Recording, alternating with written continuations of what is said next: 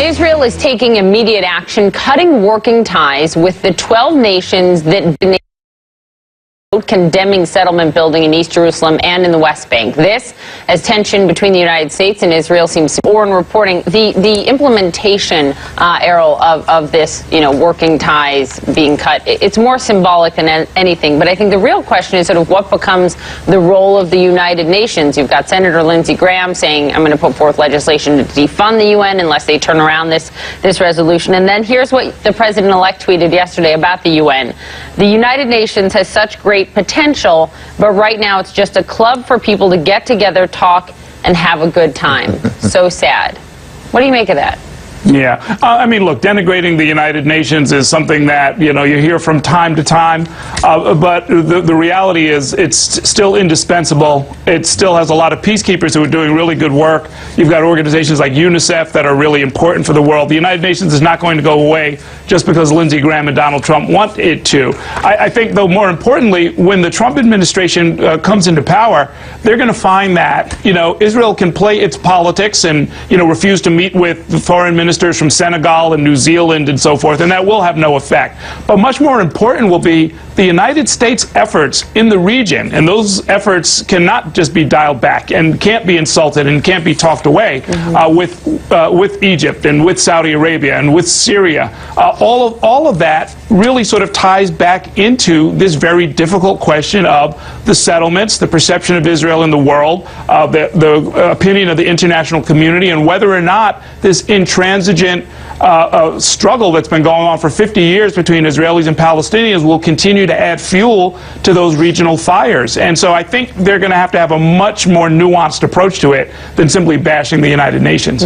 Well, speaking to what you said, let's get back to the whole reason that this came up, and this is about the whole settlement thing. Netanyahu suspending working ties with the 12 nations that voted for the UN resolutions condemning Israeli settlements, and ironically, that doesn't include the U.S., which abstained. What kind of a message is he trying to send here, Selena? Well, I think that Netanyahu is really upset with what happened. While the resolution is, as you said, it's symbolic, it puts them in a weaker position. And what Trump is trying to say is that we're going to have a stronger, deeper relationship that Obama had with Netanyahu. I mean, this whole frosty relationship began when President Obama went to Egypt in 2009 and gave that sort of great big foreign policy speech to lay out his plans and bypassed visiting Israel. I think, and I predict, that Trump will probably make Israel his place where he goes and lays out his foreign policy plan. But it also was exacerbated when John Boehner invited Netanyahu over and didn't even consult the White House. Right, look, I mean, a lot of people here on both sides can claim that they were slighted and that they've been really good to each other. I think ultimately the president's foreign policy toward Israel has been something that deserves to be questioned. It's maybe not as bad as people think, not remembering past Republican administrations, George H.W. Bush for one.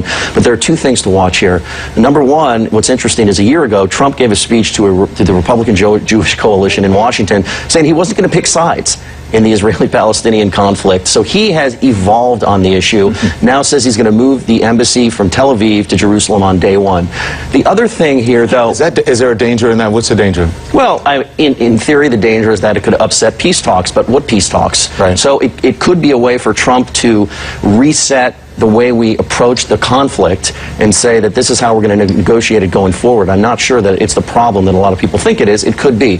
But the other thing here is, one of the things I think that has hurt Israel over the past few years is the U.S. really has disengaged in many ways from the Middle East. Russia is in Syria running the show. You have a rising Iran that is active everywhere. So I think a question for Trump is not so much as Israel and Palestine, but will he reassert U.S. influence in the Middle East?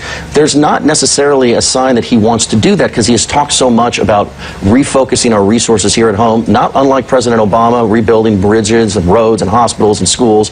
So does he believe in a robust U.S. foreign policy that's present in the Middle East, or is he going to defer to Putin and the Ayatollahs? He also, as we all know, doesn't like a deal he can't win.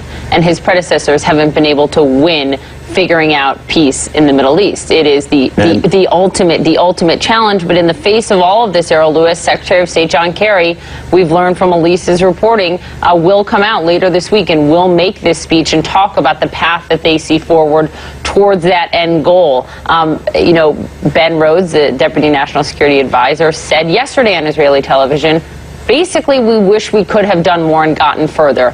What does John Kerry say as this administration is winding down in the wake of what's going on right now? Well, you can expect some of the old chestnuts, the standard phrase being shared interests, mutual respect, you know, sort of the Obama doctrine to the extent that there has been one.